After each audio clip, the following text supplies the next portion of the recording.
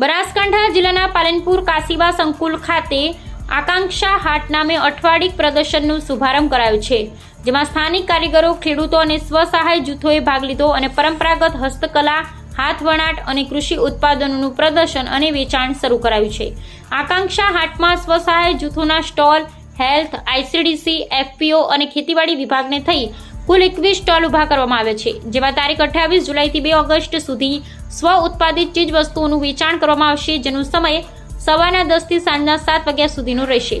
આકાંક્ષા હાટમાં વિવિધ રાખડી, પેચવર્ક, ભરત ગૂંથણ, ડ્રેસ મટીરિયલ, ચણિયા ચોળી, ચાકડા તોરણ, સાદા તોરણ, લેટર બોક્સ, થેલા, ઝુમ્મર, ભરતકામથી તૈયાર કરેલ આઇટમો, ગિફ્ટ આર્ટિકલ્સ, મધ જેવી ચીજવસ્તુઓનું પ્રદર્શન અને વેચાણ કરવામાં આવી રહ્યું છે, જેના થકી સ્થાનિક કળા કારીગરોનું આર્થિક સશક્તિકરણ થાય। જિલ્લા ગ્રામ વિકાસ એજન્સી અને જિલ્લા આયોજન કચેરી દ્વારા બનાસકાંઠા જિલ્લાના તમામ નાગરિકોને આકાંક્ષા હાટની મુલાકાત લઈ સ્થાનિક કારીગરોને પ્રોત્સાહન આપવા વિનંતી કરાઈ છે। પાલનપુર તાલુકાના આકેશણ ગામના જયંતિભાઈ ભાટિયાએ મધની વિવિધ પ્રોડક્ટ સ્ટોલ લગાવ્યા છે। તેમણે જણાવ્યું, બનાસકાંઠા જિલ્લાના જે કારીગરો હુનર અને સ્કિલ રહેલી છે, સરકારશ્રીના પ્રયત્નોથી નાના કારીગરો આત્મનિર્ભર બને તે દિશામાં કામ થઈ રહ્યું છે। તેઓ પોતાની પ્રોડક્ટ અહીં સ્ટોલ ખાતે લઈને આવ્યા। આ હાટ ખાતે લોકોનો સાથ સહકાર મળી રહ્યો છે। વધુમાં વધુ એક્ઝિબિશનનું આયોજન થાય તે જરૂરી છે, જેના થકી ગામડાના છેવાડાના કારીગરને ફાયદો મળી રહેશે। નાના કારીગર આ પ્લેટફોર્મ થકી પોતાના પ્રોડક્ટનું વેચાણ કરી શકે છે, તે માટે તેઓ નીતિ આયોગ અને બનાસકાંઠા આયોજન વિભાગનો આભાર વ્યક્ત કરે છે।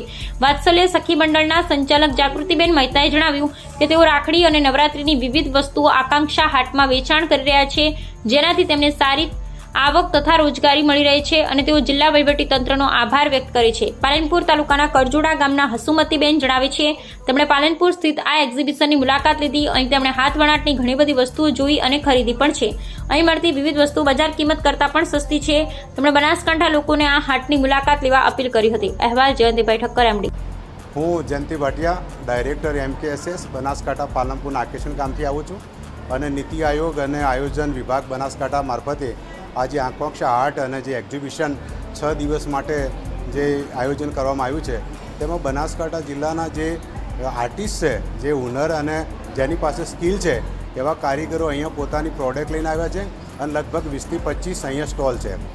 છેલ્લા 3 દિવસથી અમે જોઈએ છીએ તો પાલનપુરના જે લોકો છે એ અહીંયા આવી અને ખૂબ બધો સહકાર આપી રહ્યા છે। અમે પણ નાબાર્ડના માધ્યમથી અહીંયા આવ્યા છે। અમારી પ્રોડક્ટ્સ મધ, હની એ પણ ખૂબ અહીંયા સેલ થયું છે।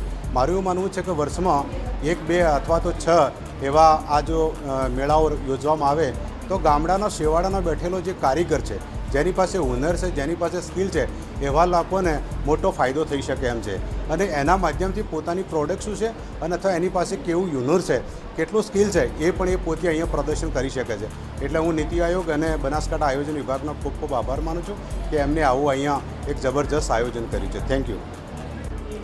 નમસ્કાર, હું છું જાગૃતિ મહેતા। વાત્સલ્ય સખી મંડળ અમે ચલાવીએ છીએ।